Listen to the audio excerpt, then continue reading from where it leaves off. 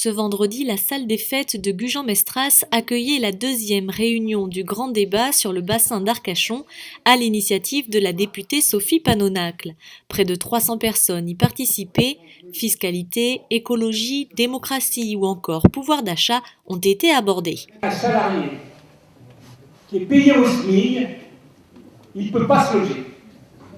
J'invite, Madame la députée, d'aller sur le parking de Biganos à 23h et il y aura des dizaines de gens qui dorment dans les voitures, faute de mieux.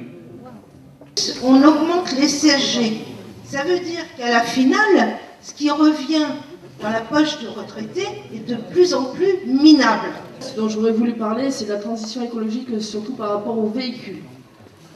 Effectivement, il y a un effort, on va dire, qui a été fait d'augmenter la prime de reconversion à 4 000 €. Même les véhicules d'occasion sont à 12, 16, 18 000 €. Personnellement, moi, je n'ai pas les moyens, même avec la prime à la conversion, de m'acheter un nouveau véhicule. Ce que je veux, c'est apporter des solutions. Donc pour rester dans la fiscalité écologique, ce que je pense, c'est qu'on devrait mettre des taxes sur les emballages, ce qui pourrait déjà désinciter plein d'industriels à faire du suremballage, et au moins ça sera un peu eux qui seront taxés et pas toujours nous.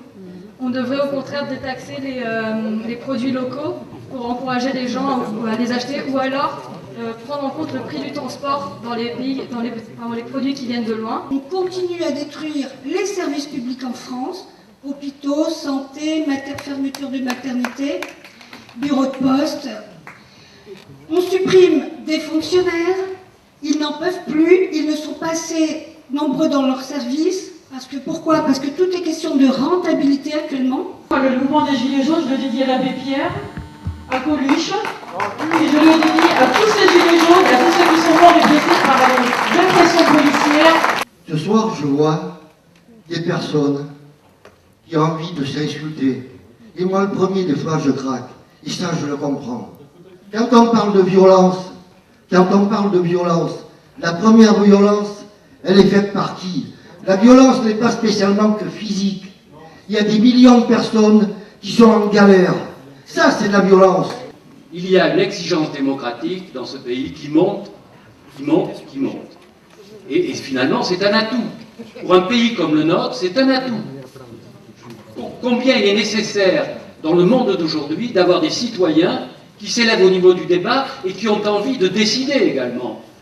On ne peut plus vivre avec une représentation en complète distorsion avec la sociologie et les sensibilités de la population. L'idée, c'était que chacun puisse s'exprimer, faire ses remarques, faire part de ses préoccupations, faire bien évidemment des propositions. Voilà, le cadre était celui-ci. L'idée était bien évidemment que je ne m'exprime pas.